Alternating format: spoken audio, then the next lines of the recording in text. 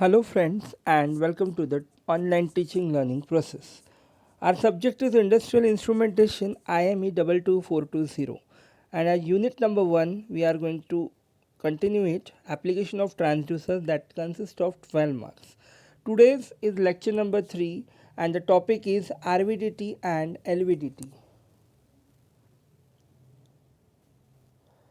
Again Institute Vision and Mission, the same thing is there. There are the three missions of institute. Then going toward the departmental vision and mission. So this is the departmental vision, and again there are three missions of department of electrical engineering.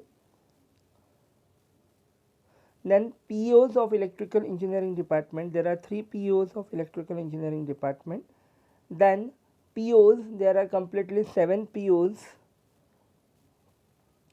Then the course outcome are student will able to select relevant transducer for measuring various parameters. Then learning outcomes are student will able to select relevant transducers for given application with justification.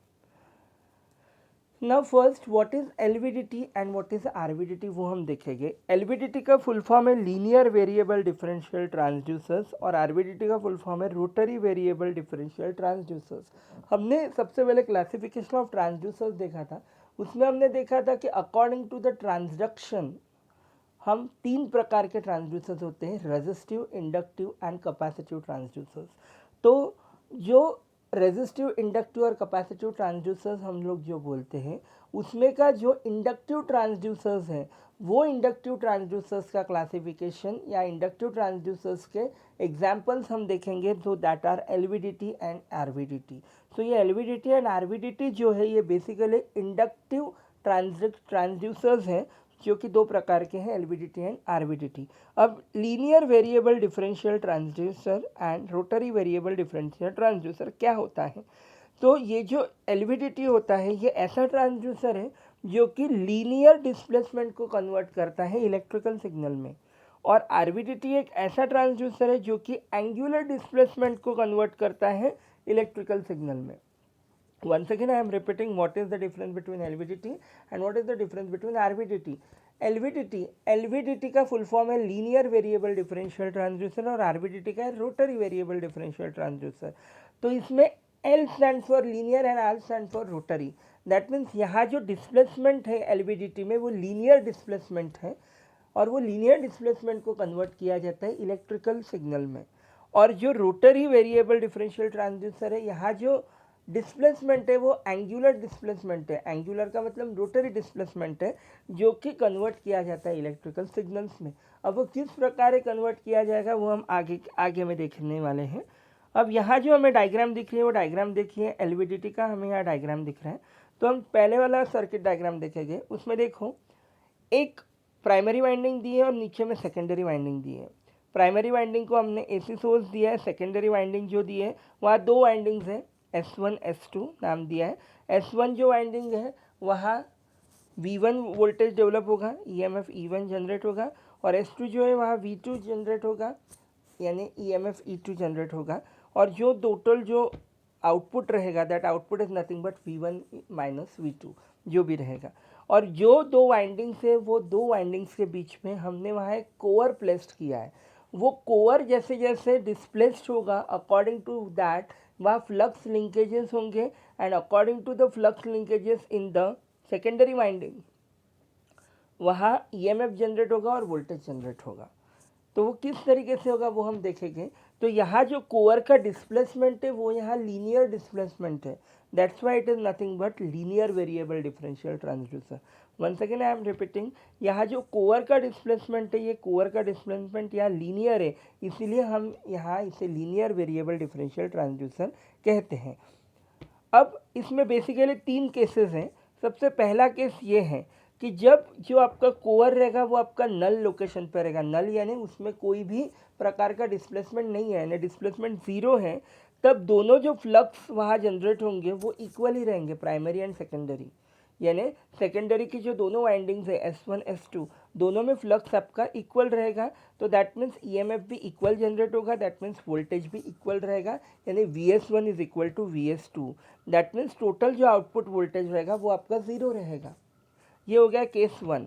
अब case 2 के अगर मैं बारे में बात करूं, तो अगर आपका LVDT का जो कोर है वो अगर आपका लेफ्ट पोजीशन पर अगर आप शिफ्ट करते हो, यानी डिस्प्लेसमेंट अगर आप लेफ्ट पोजीशन पे करते हो, तो लेफ्ट पोजीशन पे डिस्प्लेसमेंट करने के बाद आपको यहाँ दिखेगा कि S1 जो रहेगा, S1 के साथ ज़्यादा फ्लक्स आपके लिंक हो गया एज़ कम्पेयर टू S2। अब जिसके साथ ज़्यादा फ्लक्स आपके लिंक होंगे दैट मीन्स उसका EMF जनरेशन ज़्यादा है, और EMF जनरेशन ज़्यादा है दैट मीन्स उसका वोल्टेज भी क्या रहेगा, ज़्यादा। तो यहाँ आपका फ्लक्स किसके साथ ज़्यादा लिंक हुआ है, S1 के साथ, यानी EMF S1 में क्या हुआ है, ज़्यादा जनरेट हुआ है, दैट मीन्स वोल्टेज जो रहेगा S1 का वो भी क्या रहेगा, ग्रेटर रहेगा as compare to voltage of S2। इसके लिए जो टोटल आउटपुट वोल्टेज रहेगा वो यहाँ पॉजिटिव साइड में रहेगा, that is V output equal to VS1 minus VS2। Similarly अगर हम थर्ड केस के बारे में बात करेंगे, तो पहले जो केस था वो डिस्प्लेसमेंट कुछ भी नहीं था, तो टोटल आउटपुट वोल्टेज ज़ीरो था क्योंकि फ्लक्स आपका सेम था। सेकेंड केस में शिफ्ट किया आपने LVDT के कोर को लेफ्ट साइड में, तो वहाँ S1 जो रहेगा, S1 आपका वहाँ ज़्यादा फ्लक्स लिंकेज हो रहे हैं इन द S1, तो ज़्यादा फ्लक्स लिंकेज होने के कारण वहाँ VS1 वोल्टेज आपका ज़्यादा जनरेट हुआ है, तो यहाँ total output voltage VS1 minus VS2। In the similar case 3 में जब आपका कोवर राइट साइड में शिफ्ट होगा, तो यहाँ VS2 के साथ आपके फ्लक्स ज़्यादा लिंक हो रहे हैं, दैट मीन्स VS2 जो रहेगा कोवर वाइंडिंग 2 के साथ ज़्यादा फ्लक्स जनरेट होने के कारण VS2 आपका ग्रेटर रहेगा as compare to VS1। Hence यहाँ निगेटिव में आपका आउटपुट वोल्टेज जनरेट हो रहा है, that means total V output is nothing but VS2 minus VS1। तो ये हुआ आपका LVDT का पूरा वर्किंग, जहाँ हमें 3 केसेस दिखाई देंगे। सिमिलरली हम अभी RVDT के इसमें जाएंगे, तो यहाँ देखिए RVDT में भी सेम डायग्राम है, primary winding secondary winding, secondary winding 2 है, सिर्फ यहाँ कोर का जो कंस्ट्रक्शन है वहाँ लीनियर डिस्प्लेसमेंट था, रेक्टेंगुलर कोर था, यहाँ एंगुलर डिस्प्लेसमेंट है, इसलिए शाफ्ट रोटरी रहेगा यहाँ, तो हमें यहाँ बीच में दिख रहा है रोटरी शाफ्ट। सिमिलरली यहाँ पर भी 3 केसेस रहेंगी, जब कोर आपका नल पोजीशन पे रहेगा तो EMF जनरेट ही नहीं होगा, सेम रहेगा EMF दोनों केसेस में, तो यहाँ आपका जो टोटल आउटपुट रहेगा वो आपका ज़ीरो रहेगा। जब कोर यहाँ क्लॉकवाइज में घूमेगा, तब क्लॉकवाइज में जब घूमेगा तो S1 के साथ ज़्यादा से ज़्यादा आपके फ्लक्स जनरेट होंगे एज़ कम्पेयर टू S2, यानी VS1 is greater than VS2, यानी टोटल आउटपुट आपका रहेगा VS1 minus VS2 in the positive side. Similarly जब कोर एंटी क्लॉकवाइज में घूमेगा तो S2 के साथ ज़्यादा से ज़्यादा फ्लक्स जनरेट होंगे एज कम्पेयर टू S1, तो सिमिलरली यहाँ VS2 is greater than VS1, तो टोटल जो आउटपुट आपका V0 रहेगा, VO रहेगा, that is VS2 minus VS1, that is in the negative position. तो यहाँ E से रिप्रेजेंट किया, E is nothing but V, E is equal to V। तो ये रहेगा आपका वर्किंग ऑफ RVDT। अब यहाँ देखो, यहाँ मैंने कंस्ट्रक्शनल डिफरेंस बताया LVDT और RVDT का। अब प्राइमरी वाइंडिंग सेम है, सेकेंडरी 2 वाइंडिंग सेम है, सिर्फ फ़र्क क्या है, कोर का फ़र्क है।